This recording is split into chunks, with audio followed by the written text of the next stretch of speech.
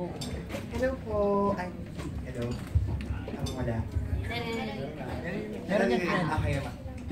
Ay, Kim and Sian, congrats sa comeback nyo. Thank you. Ask ko lang kasi parang itong Story of Us, step up siya sa mga naging roles niya before. So parang, kamusta yung pag-level up na from cute-cute lang, ngayon ang mature na ng roles? Nung una, yun nga, sinabi ko nga, nahihirapan talaga ako na tanggalin yung kwela-kwela, yung bubbly-bubbly. Pag nagla-lines, dapat sobrang seryoso. Kasi parang natagalan din ako bumalik. Parang 1 year na wala sa prime time, walang drama series. So parang puro rom-com yung ginagawa ko. So parang nasanay na siguro yung sarili ko na magpatawa, yung ganyan. Kaya medyo parang 5 steps forward yung nilakad ko dito para sa role na to. And then, sobrang happy ko kasi sila Direk, yung EP namin, si Miss Edlin, lahat sila nakabantay sa akin na uulitin talaga nila kung hindi man siya maging okay, ulit. Tapos kung hindi pa maging okay, magpapa-music sila. Di ba, Direk? Oo, para makuha talaga. Parang hindi talaga siya minadali na okay na yan.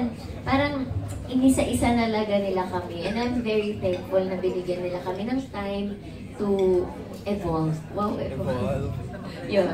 About you, Sian? And yes, tinututukan talaga po ng buong staff, from direct to our EP, lahat po talaga tinututukan bawat eksena. And pag sinabi naman pong, pag yung pagka-mature po ng role, hindi naman po siya yung matanda na, hindi po. Kumbaga yung sa story lang talaga, yung ginagawa po namin hindi na po siya yung usual na may mahuhulog na lapis tapos aangat tapos meron pong team. So, hindi po siya yung may mahuhulog na libro tapos bigla. Iba po yung atake dito ni Direk Richard. Talaga pong real life issues ang tinatakel namin. Marami pong issues sa totoong buhay na talagang nire-recreate namin to para sa isang napakagandang eksena. Yun po yung ginagawa. Meron kayong love scene. So parang, kamusta yung pag-shoot niyo nun? Hindi ba awkward or something? Kasi first love scene niyo ba together yun? Yes, first time namin. Actually, marami kaming first ni Sian dito. Una, first namin na teleserye na kaming dalawa talaga yung bida. And then first time namin makatrabaho si Direk Richard. And then first time namin, yun nga, mag-MLU.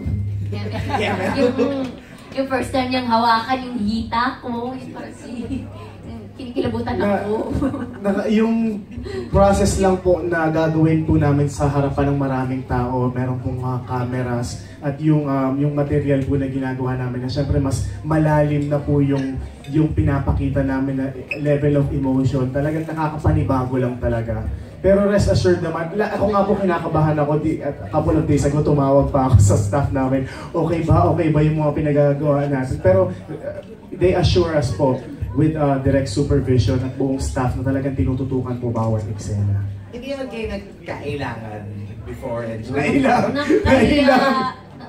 Medyo nahiya, pero parang si Direk naman ay isang trust me, gano'n siya. O sige, Direk, pero hindi ko talaga kaya. At sa... Nakakilabot, tumatayo na lahat ng balahibo ko. Lahat ng mga sa katawan ko ay nakatayo na. Parang, parang ang tagal pa mag-cut. Diba? Parang ang tagal. Parang Si Direk kasi hanggat hindi niya nakukuha yung totoo, hindi niya ikakat o hindi niya titigilan yung eksena. So nung una... mukhang nag-enjoy ka na So nung una po siyempre medyo naiilang. Pero sa tagal ng ginawa namin na may ganun po parang lumakas naman. Yun. Next one.